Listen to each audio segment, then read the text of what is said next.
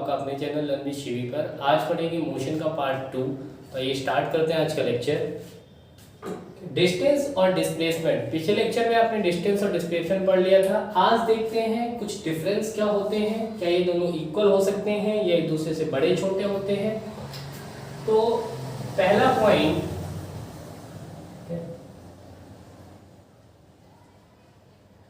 Distance traveled by body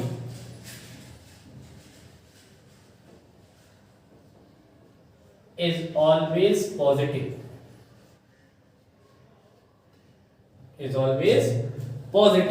तो किसी भी बॉडी से जो डिस्टेंस ट्रेवल की जाएगी वो पॉजिटिव में होगी, वो निगेटिव में नहीं हो सकती।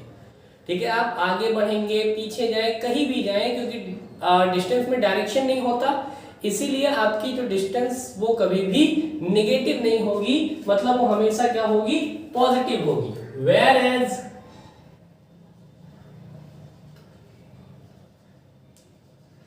Displacement may be positive, negative and zero। तो आपका डिस्टेंस हमेशा पॉजिटिव होगा, लेकिन डिस्प्लेसमेंट पॉजिटिव भी हो सकता है, डिस्प्लेसमेंट आपका नेगेटिव भी हो सकता है और डिस्प्लेसमेंट आपका जीरो भी हो सकता है। ठीक है, वो आपका क्या हो सकता है, जीरो। जैसे एग्जांपल देखिए, एक बॉडी ए से बी पर गई, इसकी डिस्टेंस थी, ये लेंथ थी 30 मीटर, और फिर बी से ए आ गई 30 मीटर। तो इस केस में अगर मैं आपसे डिस्टेंस पूछूं तो आप कहोगे टोटल 30 और 30 कितना हो गया, 60 मीटर। लेकिन जो डिस्प्लेसमेंट हुआ वो कितना हुआ, 30 गया प्लस में और 30 माइनस में, तो टोटल क्या हो जाएगा, 30 प्लस माइनस 30, यानी ये कितना आ गया, 0। तो आपका डिस्प्लेसमेंट जीरो भी हो सकता है, पॉजिटिव भी हो सकता है और नेगेटिव भी हो सकता है। ठीक, अगला पॉइंट देखिए,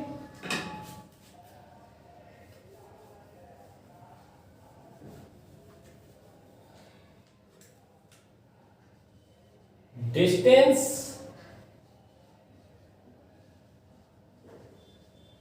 is a scalar quantity. It does not have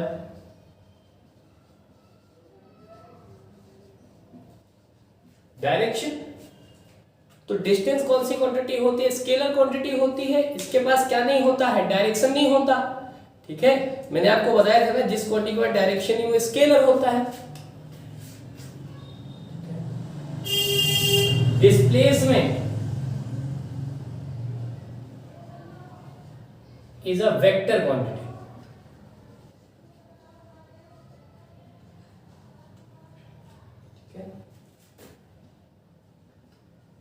It has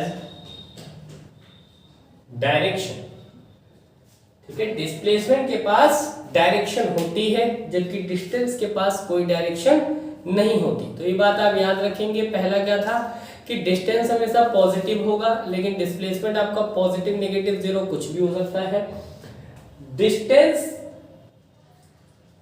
scalar quantity होती है, जबकि डिस्प्लेसमेंट वेक्टर क्वांटिटी होती है। अगला बात, जो डिस्टेंस होगा वो या तो डिस्प्लेसमेंट के बराबर होगा या तो उससे बड़ा होगा। ठीक है, देखो अगला point,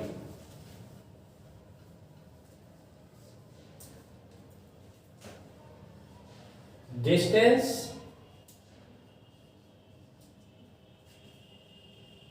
can be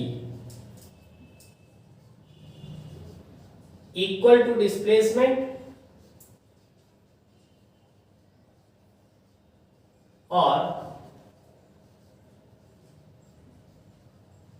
greater than displacement. Distance कभी डिस्प्लेसमेंट से छोटा नहीं होगा। यानी एक बात आप ध्यान रखिए कि अगर मैं यहां लिखूं डिस्टेंस, तो इसको ऐसे लिखेंगे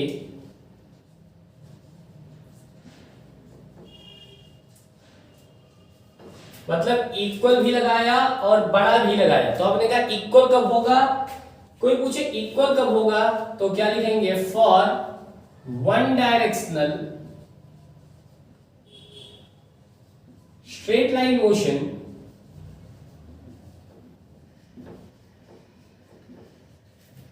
जो डिस्टेंस हो जाएगा वो बराबर हो जाएगा किसके, डिस्प्लेसमेंट के। जैसे एक बॉडी ए से चलना स्टार्ट की और बी पे गई 30 मीटर। मैंने कहा डिस्टेंस बताओ कितना है, तो आप कहोगे 30 मीटर।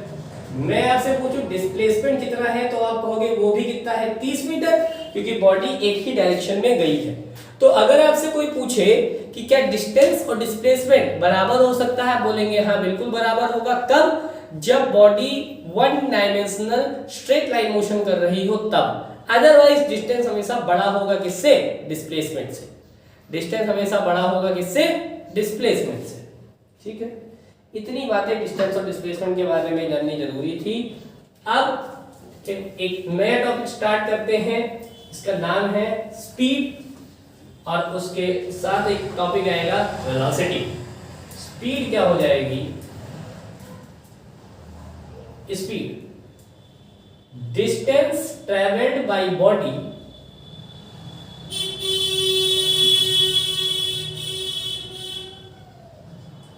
Per unit time.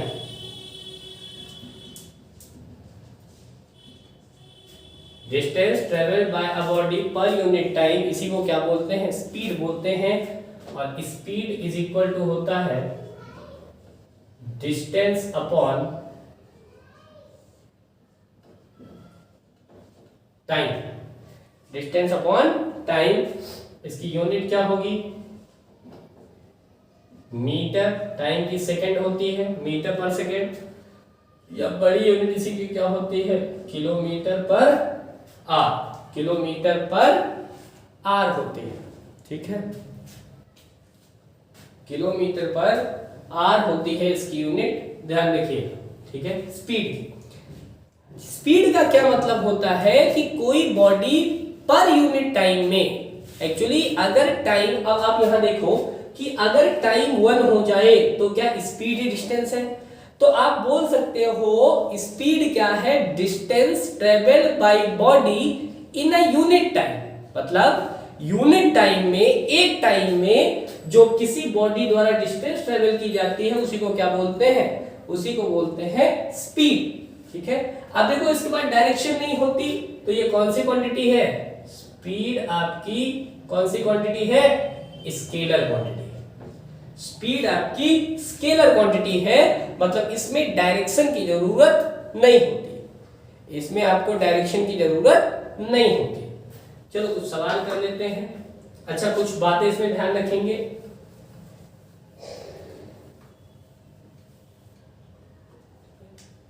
कि किलोमीटर पर आवर अगर लिखा है तो अगर मैं किलोमीटर को मीटर में करूं तो क्या मैं लिख सकता हूं 1000 मीटर लिख सकता हूं, और अगर मैं इस आवर को सेकंड में करूं तो क्या मैं लिख सकता हूं 3600 सेकंड।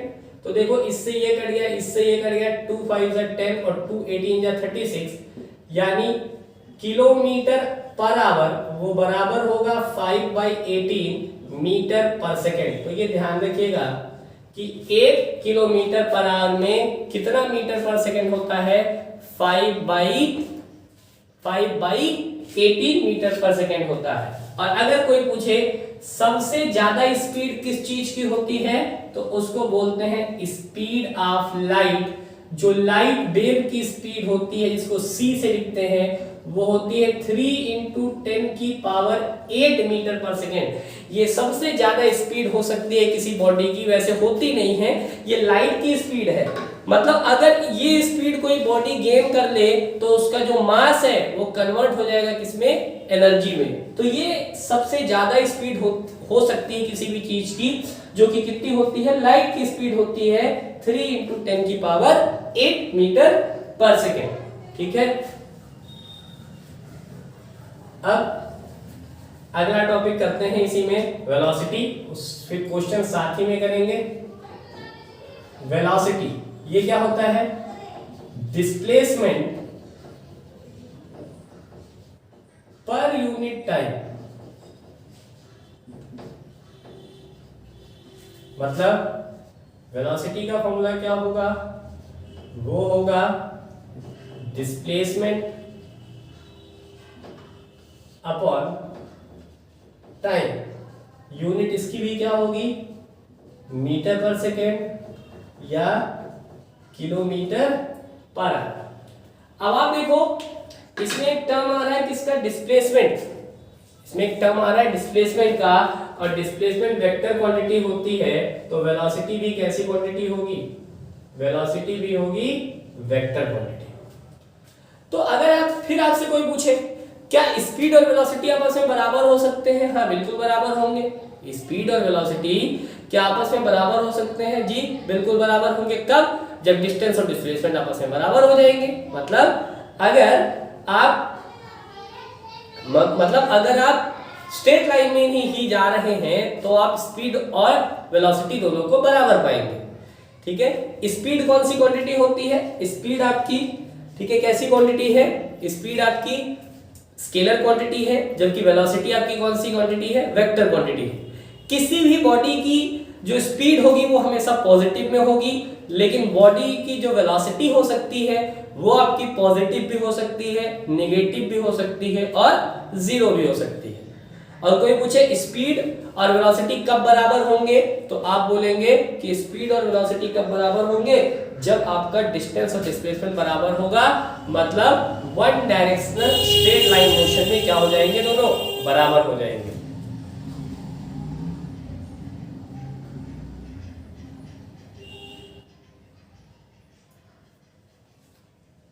ठीक है, आइए कुछ क्वेश्चन कर लेते हैं स्पीड वेलोसिटी पर।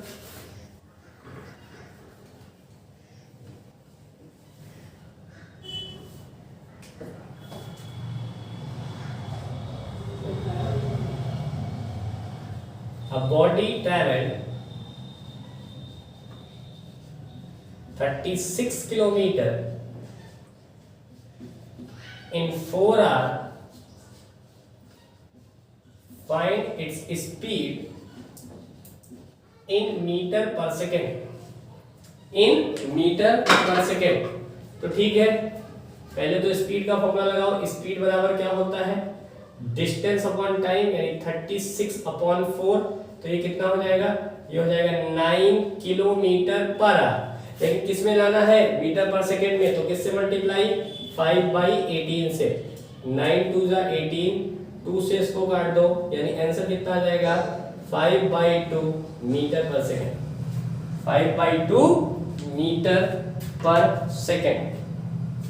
ठीक है,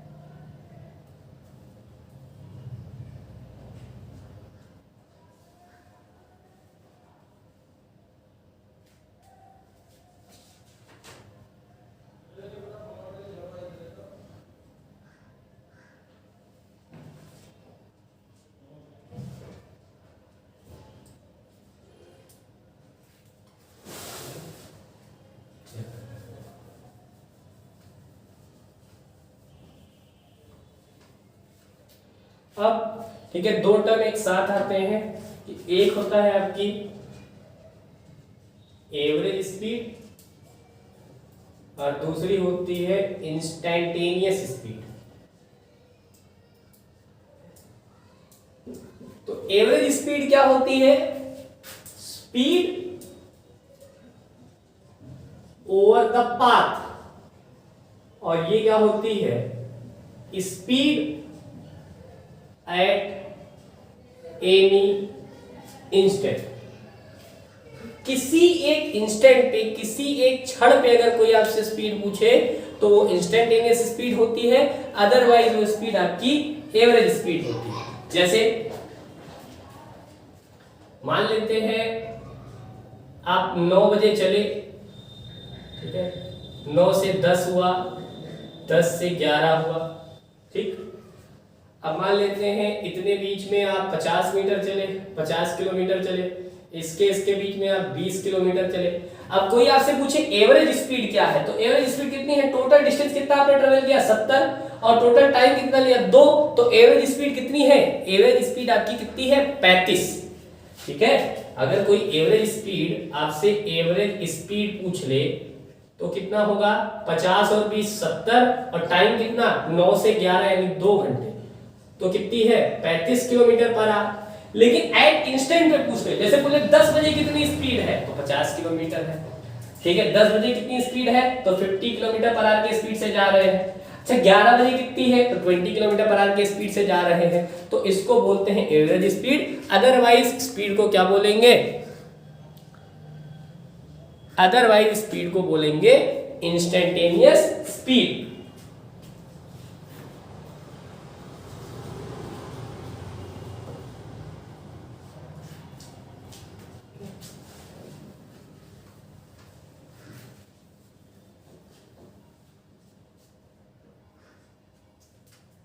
अब एक यूनिफॉर्म स्पीड होती,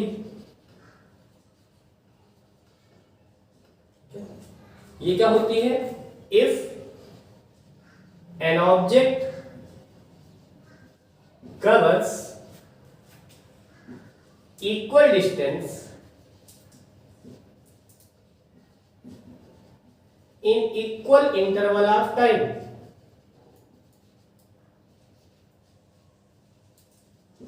then speed is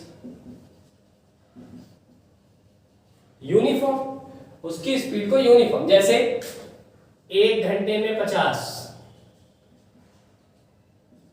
ठीक है, 1 घंटे में 50, 2 घंटे में 100, 3 घंटे में 150। अगर ऑब्जेक्ट ऐसे ट्रेवल कर रही है तो उसकी स्पीड को यूनिफॉर्म बोलेंगे। लेकिन अगर ऐसे चल रही है 1 घंटे में 50, 2 घंटे में 70, 3 घंटे में 100, तो इस टाइप की स्पीड को बोलते हैं नॉन यूनिफॉर्म स्पीड। क्या बोलते हैं, नॉन यूनिफॉर्म स्पीड। तो यूनिफॉर्म स्पीड क्या है कि इक्वल इंटरवल ऑफ टाइम में इक्वल डिस्टेंस ट्रेवल करे, इसको बोलते हैं क्या, इसको बोलते हैं यूनिफॉर्म स्पीड। और इक्वल डिस्टेंस में अगर इक्वल इंटरवल ऑफ टाइम में ना ट्रेवल करे तो उसको बोलते हैं नॉन यूनिफॉर्म स्पीड।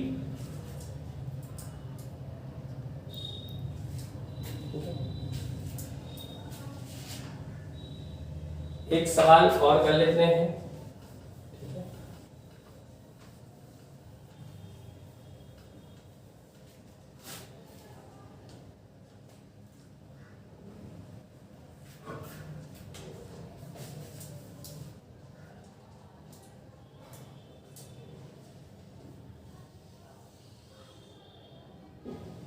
बॉडी ए से चलना स्टार्ट किया बॉडी ने और ए पे ही आगे पहुंच गई, ठीक है, और इसने टाइम लिया 30 सेकेंड। तो आपसे कह रहा है स्पीड बताओ, तो स्पीड इज इक्वल टू क्या होता है, डिस्टेंस अपॉन टाइम। तो बताओ कितना डिस्टेंस ट्रेवल किया इसने, ए से स्टार्ट होके ए पे ही पहुंच गया, तो ये तो सरकमफ्रेंस ऑफ सर्कल है, और सरकमफ्रेंस ऑफ सर्कल का क्या फॉर्मूला होता है 2 पाई आर। आर की वैल्यू कितनी है 20 और टाइम कितना है 30, तो इससे काट दो, कितना आ जाएगा 4 पाई बाई 3 मीटर पर सेकेंड। कितना आ गया 4 पाई बाई 3 मीटर पर सेकेंड, ठीक है।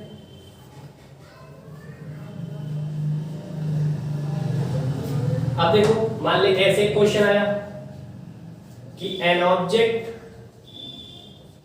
Travels 30 kilometre in 1 hour, 60 kilometre in 2 hour and 45 kilometre in 3 hours, find average speed। तो एवरेज स्पीड क्या होगा बताइए, बस कोई दिक्कत नहीं। एवरेज स्पीड का तो फॉर्मूला सेम है, डिस्टेंस अपॉन टाइम। बताओ डिस्टेंस कितना ट्रेवल किया, 60 और 30 90, 90 और 45 135, और टाइम कितना लिया, 1 घंटे यहाँ, 2 घंटे यहाँ, 3 घंटे यहाँ, तो टोटल कितने हो गए 6 घंटे। कितने हो गए 6 घंटे। चलो काट दो, 3 2 जा 6, 3 4 जा 12 यानी 45/2, 22.5 किलोमीटर पर। ठीक है, 22.5